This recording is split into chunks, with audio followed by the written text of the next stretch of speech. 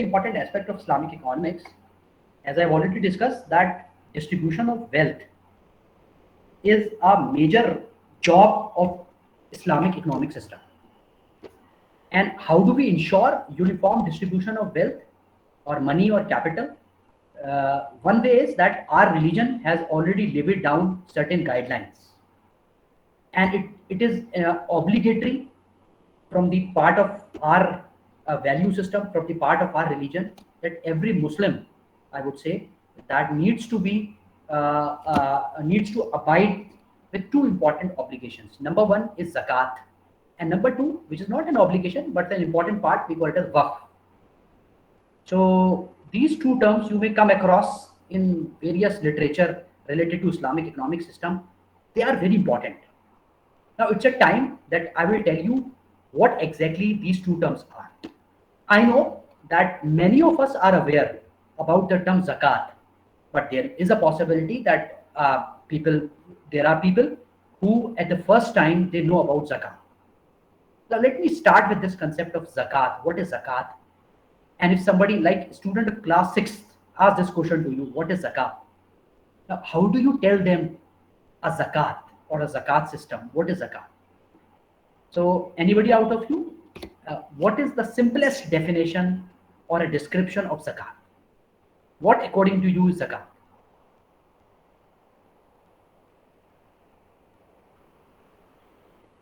Yes. So zakat is a form of charity that every Muslims are obligated to do. Okay. Is what the definition that Mohsen has given is correct, or there needs some correction in this? So one thing should be added, that if a person have excessive wealth, then it is to be obligated for him to for charity. Excess wealth. Okay. Okay. Aditya, do you know what is zakat? No, sir. Okay. That's why I specifically asked Aditya, because this is the first time he is the one who is. Umama is saying is a five pillar. Bilal, what do you say? What is zakat? Zakat क्या होता है? Zakat क्या होती है?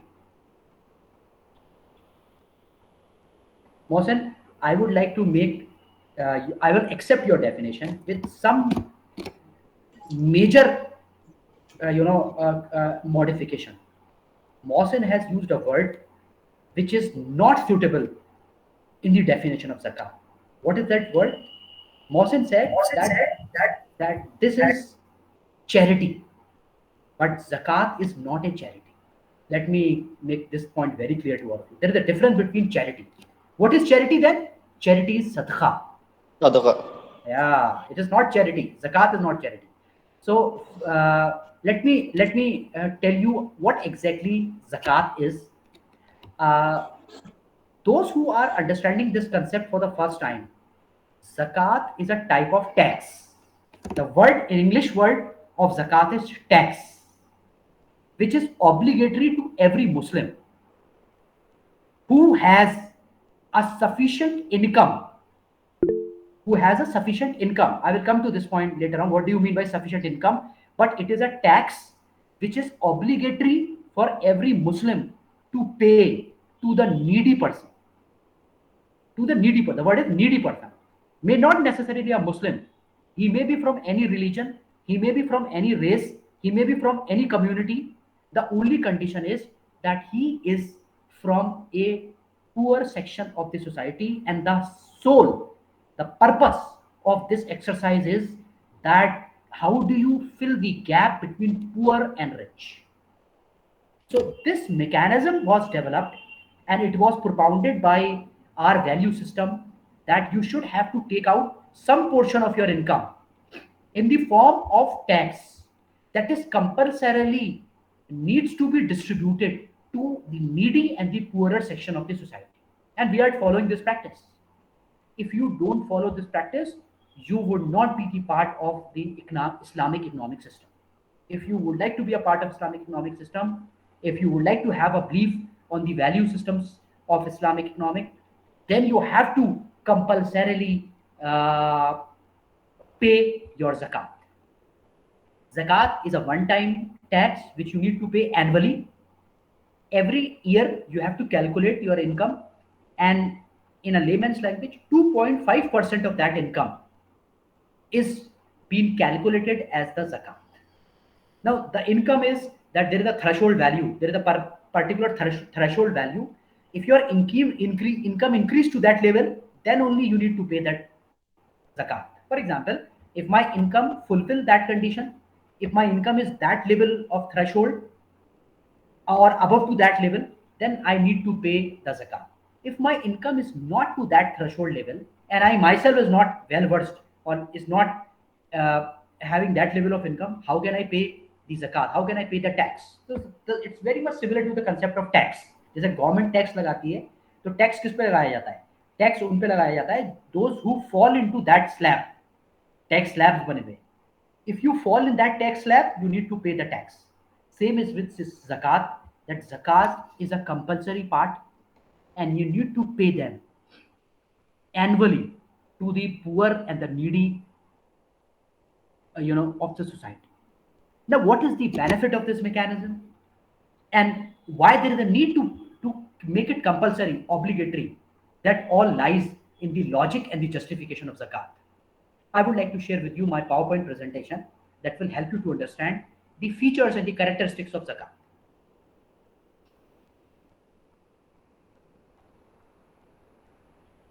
Sir, is it applied on income or savings? No, that's the difference between tax and and zakat. Like income tax and zakat, it is applied on income, not saving.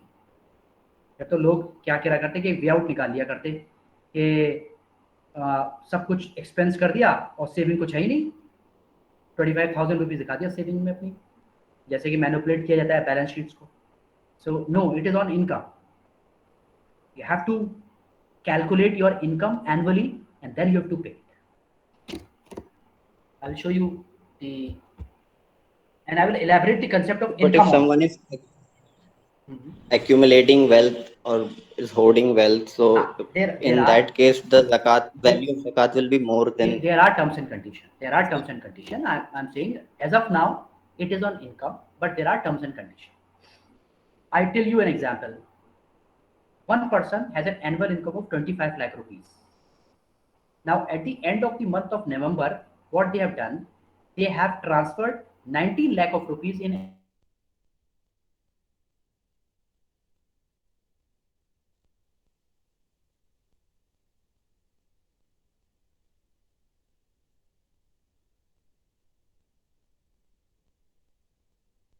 another account because they have to prepare for their daughter's marriage. So they have transferred it. Am I audible? Yes, sir. So they have transferred it to some other account because they have to prepare for their daughter's marriage. Now the savings is only 6 lakh of rupees. The logic is that no, you have to pay the zakat for all 25 lakh rupees until you spend the amount in a particular cause. जब तक आप spend नहीं कर देंगे तब तक ये नहीं है कि आपने उसको अलग फिक्स करके रख दिया 90 लाख रुपीस को कि ये मैंने इस पर्पस के लिए रख दिया है. जब तक वो खर्च नहीं हो जाएगा तब तक वो आपके इनकम का पार्ट है और उस पर ज़कात लगेगी, लेवीड है. So there are certain terms and conditions on zakat also, and we will come to this point in detail. ठीक है? I will show you.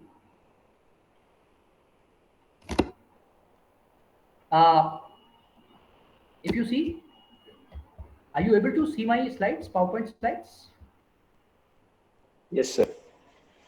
Okay. So zakat, if you see, is actually a compulsory part of every Muslim, and it is one of the important pillar of our religion. If you don't follow it, you understand what is the. This is mentioned clearly in our holy book of Quran and Sunnah that for every Muslim it is compulsory that they have to pay zakat. So you have to take out from your income because our value system is, Islamic economic system is that you have to distribute your income. Concentration of wealth is not allowed. You have to distribute it. What is the benefit of it? That I will comment later on. Who would pay the zakat?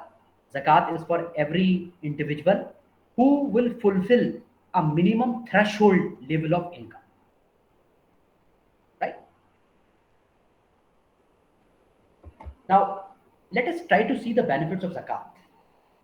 Now, that is from economic point of view. If you see, first of all, if you pay zakat, what is actually you are doing? You are putting money in your economic system. Now, that will increase the income of the poor, and number one thing is that they income their livelihood, they improve their livelihood. So important point is that the objective of economic system will be achieved. Our objective of economic system is what? Everybody will have an equal right of income, and everybody has equal right to improve their life. This is only possible if you have a proper mechanism of zakat, right? You have to understand this point, that zakat is collected and distributed according to the guideline which is established by our rule book, which is established by our rules and regulation, right? And as you all know that it is provided in the economic system because it helps them to grow. हमें इसको economic system का important part क्यों है? Because it is an important part of the economic system, because it is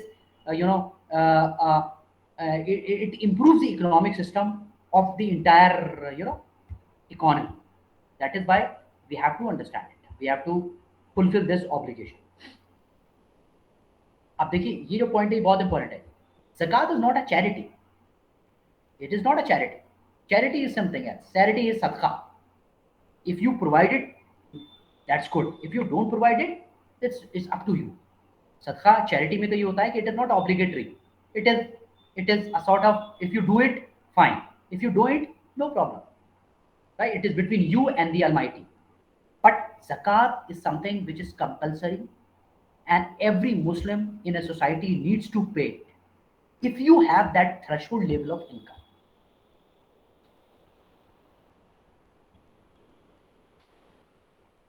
Now, some guidelines, some characteristics of zakat. There are a lot of characteristics which I have mentioned it here. 2-3 things which I would like to tell you. Zakat is a principle which is based on equality and universality, right? And this is given by our holy book Quran and our value system. So it is actually to promote equality and universality. You give it your income to the poor, and that is what we have. Right?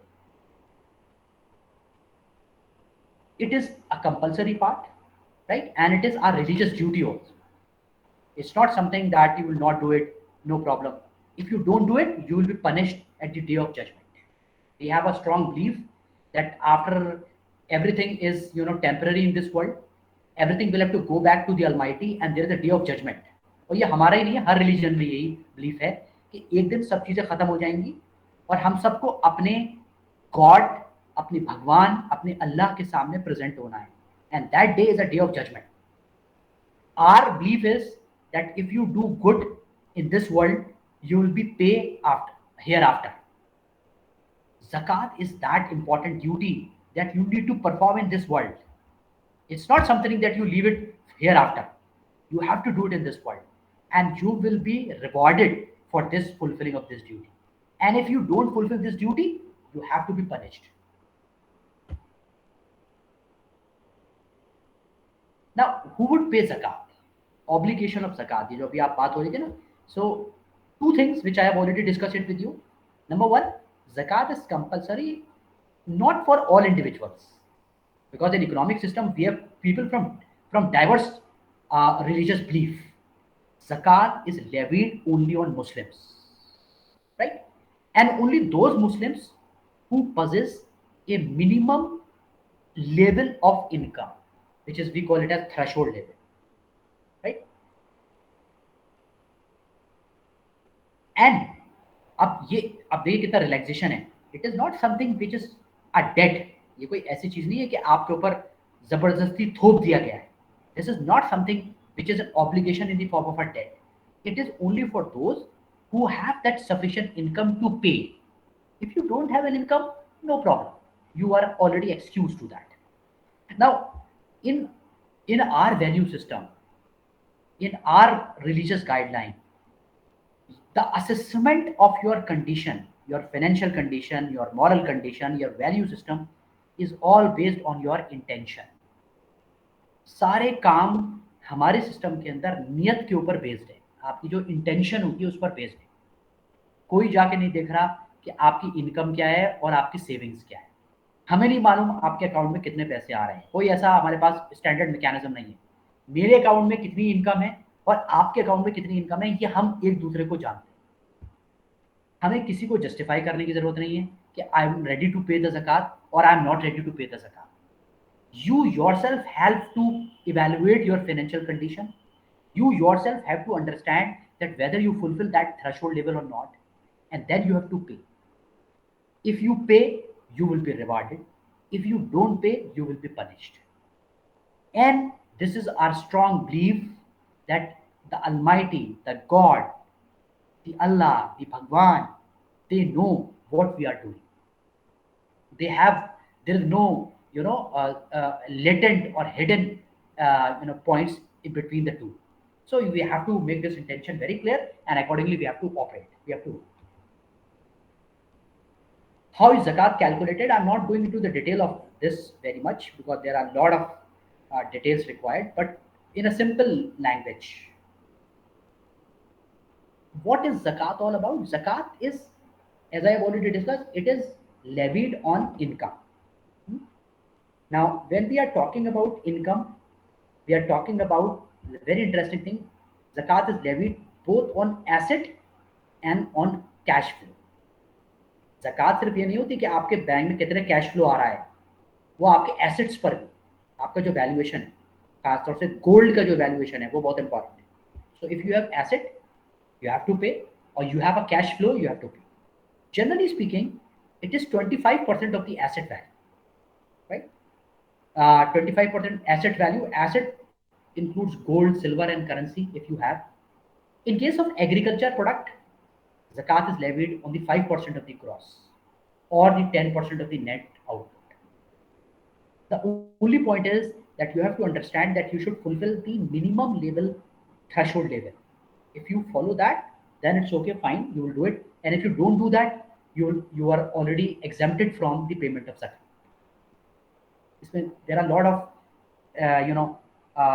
salient features. There are a lot of ifs and buts, which is based on case to case, which is varied from case to case. Few things are very general. Number one, it is 2% of the asset value and 5% of the agriculture product. You will be exempted if you are not fulfilling the minimum threshold level, and you would be compulsory levied if you have that level of income and you have to pay the zakat accordingly.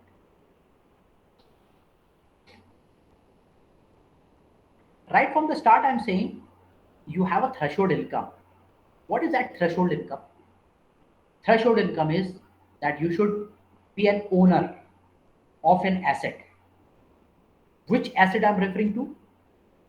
The standard asset to evaluate your financial performance is gold, or any commodity which is equivalent to gold, like silver or equivalent cash, right? If you have that equivalent cash or the gold or the silver, then you are fulfilling the minimum level of your income, right? Similarly, agriculture product, you have to do it. Or if you have the assets in the form of the cattle, like camel, cows, or sheep, or any other type of cattle, you are entitled for paying the zakat.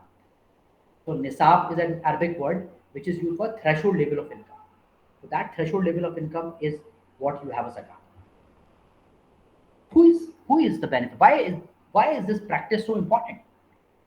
The important point, the beneficiaries of zakat are, the number one is the poor section of the society, the one who needs that requirement,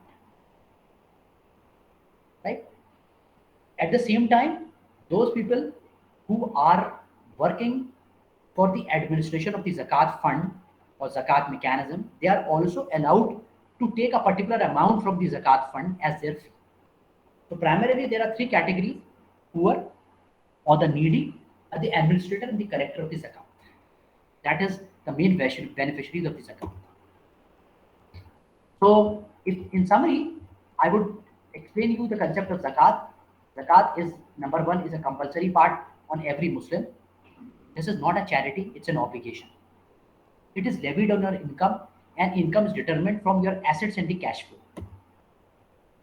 The benefits of zakat is that it creates a uniform flow of income in the society, and ultimately it results in the improvement of the overall economic condition of the customers or the poor. That is a major benefit of the zakat. As far as the characteristics are concerned, I have already discussed it with you in detail. That the important characteristic is that every Muslim is required to pay the zakat from their income. Who is qualified to pay the zakat? What is the qualification of someone who pays the zakat? I have already discussed this thing in detail with you. How zakat is calculated? Just simple few rules you need to remember. 2.5% of your asset value and 5% of your gross or net income. That is important. What is the minimum threshold level? The minimum threshold level is the possession or the ownership of particular asset. The standard asset is in the form of the commodity, that is gold, silver, or equivalent cash. This is in quick an overview of zakat, which I would like to discuss it with you. Now, before I move ahead and I will tell you the waqf or the awqaf properties, any question from your side that you would like to ask about zakat?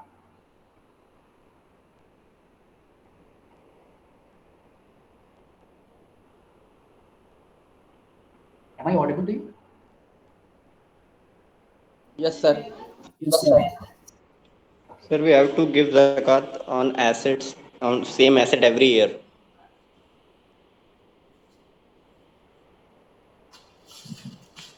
Yeah, if you possess that, if you have disposed it, for example, you have a piece of a land. और disturbance आता है निदाल, आप जहाँ से भी operate करते हैं बहुत डिस्टर्बेंस आता है आपके पास। सर एक तो क्लास ऐसी जगह बैठ के किया करिए थोड़ा सा जहाँ डिस्टर्बेंस मिनिमम। एक मिनट हो जाइए, मैं पहले निदाल के आंसर दे दूँ। निदाल, you have asked a question about asset. Hello. Yes, sir. If you possess an asset the same year, you have to do it, right? Sir, I was asking, like, the zakat is applicable only on income and not saving. And once, for example, we have gold, and for a year we have given the zakat on it. So we are still liable to pay again in the next year also.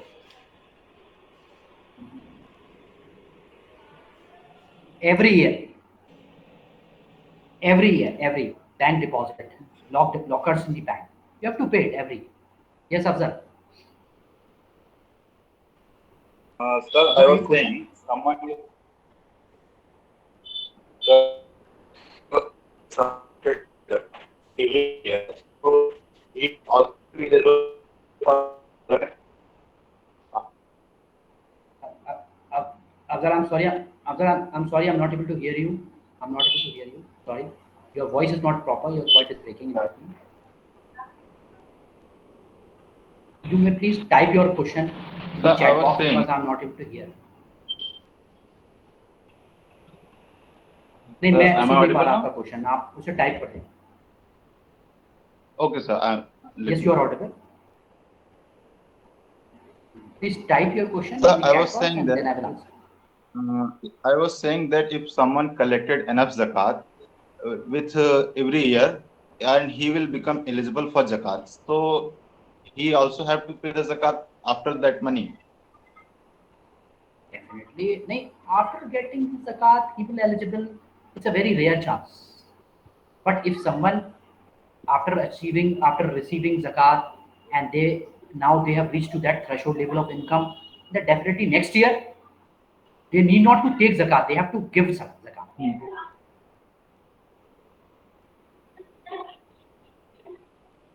Okay.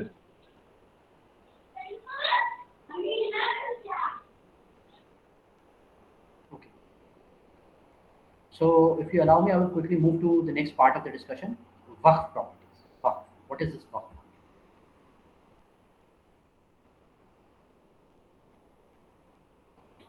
Let's start from this slide, waqf, and see the second definition which is given. What is waqf all about? If you see this slide, I hope this slide is visible to all of you. Is this visible? This slide is visible? Yes, sir.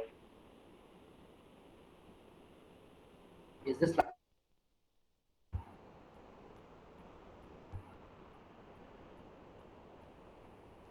Please.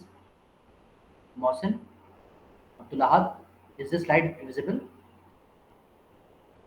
Yes, sir. visible. Yes, sir. These slides are Yeah. visible. Yes, sir. It is visible. Okay. Okay, thank you. So see the second part of this.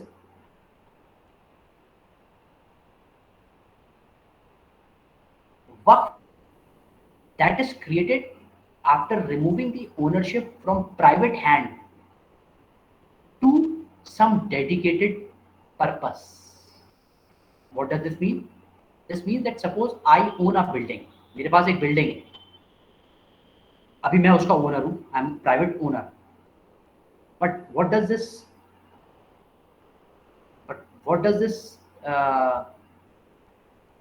Now I am the owner of this private property. But if I want to create a waqf, then what I need to do, I have to transfer the ownership from my hand to the hand of trust. And the purpose of transferring the ownership is that we have to. Sorry, I'm receiving some messages, so that is why I'm getting disturbed. I'll just close it down. Just wait for a minute. Yeah, sorry. So what I'm saying that waqf is transferring the ownership from the hand of private owner, make it public. And the purpose is that I will dedicate that asset or the property for the welfare of the society, for the welfare of the. What is that purpose? Specifically, the purpose is health and education. Generally speaking, these are the two important things. We at Aligarh Muslim University, we have the best example of waqf properties. The different hall of residence. I don't know how many of you have seen that halls of residence. Aftab Hall and MM Hall. All these are old buildings, 150, 200 years old building. They are the waqfs. The owner of those buildings, they have donated that building to Aligarh Muslim University to use that asset for the purpose of education. Similarly, we have lots of examples all around India and the world. India, there are rich, properties which are labeled as waqf properties. तो आजकल बहुत हम लोग उसे वक्फ कहते हैं. सारी communities में ऐसा होता है. Christianity, Hinduism, Sikhs also. Sikhs जैसे अपने गुरुद्वारे चलाते हैं और उनके अपने लंगर होते हैं. इसी तरह से हिंदुइज्म में बहुत सारे ट्रस्ट हैं, मंदिर ट्रस्ट है, वो एक ही मॉडल है, वक्फ प्रॉपर्टी का है. क्रिश्चियंस तो they are known for this type of jobs. Christians के चर्च होते हैं, उनके हॉस्पिटल्स होते हैं, उनके स्कूल्स होते हैं, उनके एजुकेशनल सेटअप्स होते हैं. तो every religion has their own. वक्फ is a specific type of donation of the property which is specific to Islamic economic system. ये इकोनॉमिक सिस्टम में बड़ा इंपॉर्टेंट एसेट है, जहां पे एक प्राइवेट ओनर अपनी प्रॉपर्टी को पब्लिक कॉज के लिए दे देता है. उसका पर्पस सिर्फ ये होता है कि you use that property for the purpose of education and health care. अभी करंट गवर्नमेंट ने यही किया है कि उन्होंने एक सर्वे करवा रहे हैं कि ऑल ओवर इंडिया कितनी वक्फ प्रॉपर्टीज हैं और उनका क्या यूज हो रहा है. अनफॉर्चुनेटली द वक्फ properties are not properly used as they are meant for, because they are actually not in the public hand, they are actually in the private hands, and private hand peoples, they are using on their own will. So they have created it as a private property. So government has recently conducted a survey and the process is going on. बल्कि वो project भी जो वक्त properties का सर्वे का है वो हमारी यूनिवर्सिटी को ही मिला हुआ है. और हमारी यूनिवर्सिटी में जो department of geology and department of geography है, वो इसमें सर्वे कर रहा है कि ऑल ओवर इंडिया, यूपी का तो कर ही रहा है, उत्तर प्रदेश का, शायद ऑल ओवर इंडिया का है, ऑल ओवर इंडिया कहाँ वक्त प्रॉपर्टीज हैं और उनका क्या यूज हो रहा है, और अगर उनका यूज नहीं हो रहा है तो फिर उनको कैसे कॉमर्शियली यूज किया जाए ताकि उसका जो पर्पस था वो फुलफिल हो। तो मिनिस्ट्री ऑफ माइनॉरिटी अफेयर्स में there is a proper section which handles the waqf properties because it is an important part of the Islamic economic system. If the assets are used properly for the purpose of education or for the purpose of health or for other community welfare program, that is the best example. Malaysia and Indonesia and the other countries in the world, they are using waqf properties to their optimal level and they are reaping the benefits out of that. So I told you, I already discussed with you the example of our university, Aligarh Muslim University and Banaras Hindu University, where majority of the properties are donated by renowned Muslim and Hindu scholars for the purpose of education and health. So we have the live examples. So ऐसी बहुत सारी properties हैं because this is an integral part of the Islamic economic system. As I have already discussed, that it plays a significant role in the health and the education of Muslim community in specific and general community at large. Right? Why this is so important? This is so important because our religious guideline is such that our religion helps us to understand this point. Our value system is that if you work for the welfare of community and social welfare, you will get the reward at the day of judgment. And it is not in our religion; it is in almost every religion. So we have to understand it in that category. Waqf are of different type. First of all, the categorization is in the form of charitable waqf. They are family waqf, mixed waqf, or specific waqf. Waqf can be in the form of the nature of property or the asset, like immovable waqf, movable waqf, shared waqf, cash waqf, temporary waqf. So, two broad categories of waqf property. Number one is on the basis of the charity that has been given. It can be family waqf, it can be mixed waqf, or it can be specific waqf, or on the basis of asset, the nature of asset, immovable, movable, shared, cash, or temporary. There are a lot of benefits of uh, these waqf properties. They are acting as the engine of economic growth. Yeah, they are the engines of economic growth. It helps them in the sustainable economic growth. Number one, a very, very important characteristic is that it not only propagates the economic growth, it helps them in sustainable economic growth. And this has been proved in different part of the world and India also that it is a very important part of the economic system.